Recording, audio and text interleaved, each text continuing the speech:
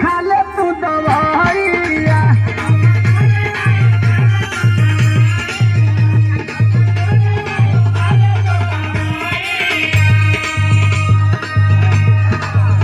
अच्छा तो बहुत मर्द हुई लेकिन तोहरे लेखा ना हुई। हाँ तो हमारा लेखा मर्दो कोई नहीं थी। हाँ जान अपना में हरिया के बुझेला ना डर, हम के बुझाला बकल ले बड़ा मोर।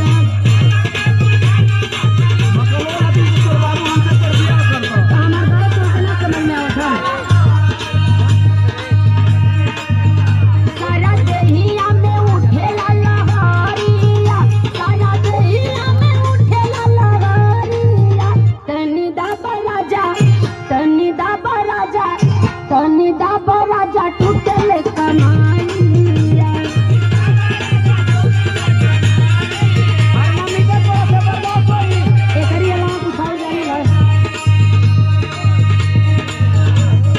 सही सही दुखत की करताली ढोंगावा, तू कहीं के बेरी कवनु पटल हरो गावा।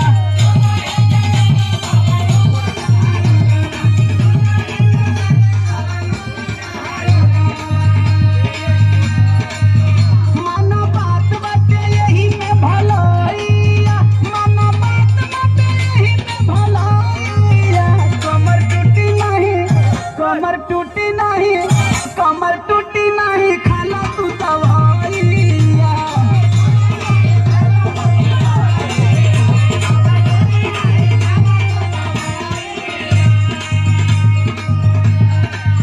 तोहके खाली सुतले के चक्कर धइले ह। का करी रात हो गया।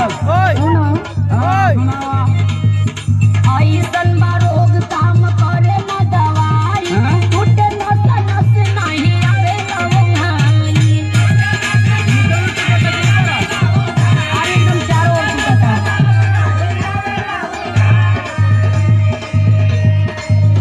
तनी मीनाक्षी पर फेर दा नजरिया, तनी मीनाक्षी पर फेर दा नजरिया। तनी दाबा राजा, तनी दाबा राजा, तनी दाबा राजा टूटले कमाइया।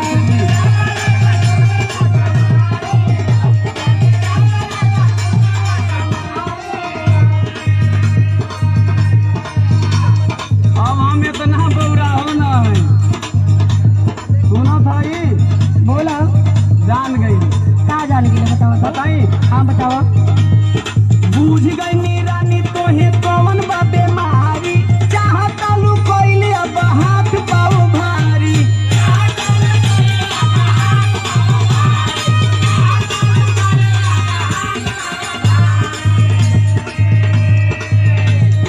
ये मन बना। ऐसन बात नहीं के हो। अरे ऐसने तो लागता ये तो रोग बरुए। अच्छा तो सुन ये रोग का दवाई का बा। का बतावा।